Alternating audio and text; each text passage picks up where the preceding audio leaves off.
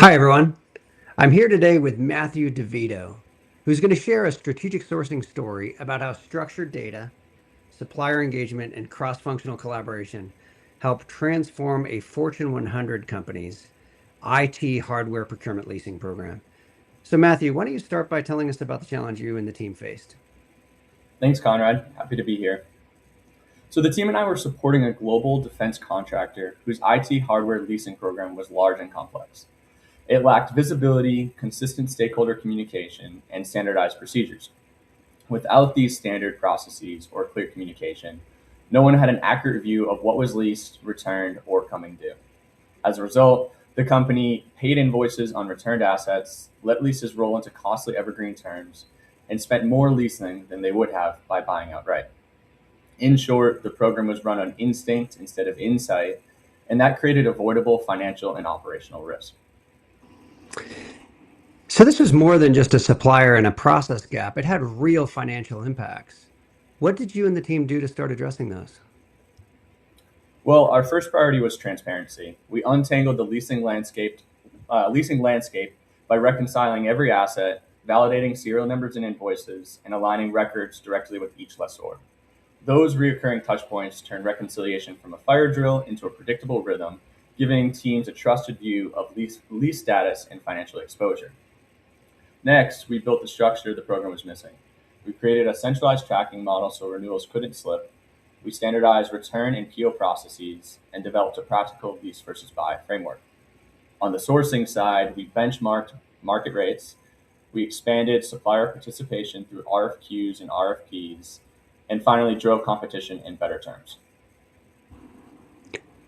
This is a great example of true strategic sourcing, following the complete process. It also illustrates what I really like about this story is the emphasis on building a comprehensive baseline first, and second, getting the process all sorted out and figured out before you take it to market. So, what kind of results did you guys find? Well, the program shifted from scattered spreadsheets to a streamlined, accountable process, giving leadership clarity, control, and confidence. Some key results included $1 million in savings, a 350% improvement in on time returns, 6% reduction in IT acquisition costs, elimination of late fees and overpayments, an increased supplier trust, effectively avoiding a delinquency notice, and a restoration of internal confidence for fact based decisions. It's an impressive list of results, both savings and operational improvements, and all of them, I believe, if I think about the list you just read, yeah, all of them have significant financial impacts. So, what stands out most to you as you reflect back on the experience now?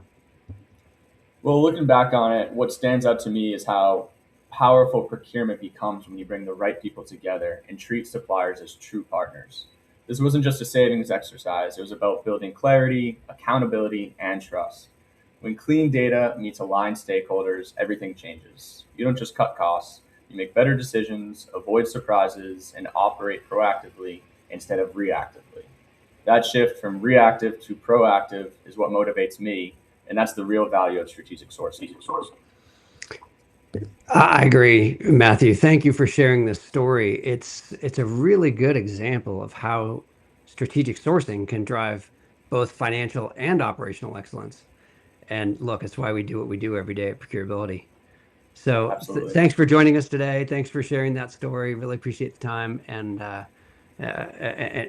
insights on that process. Absolutely. Thanks for having me.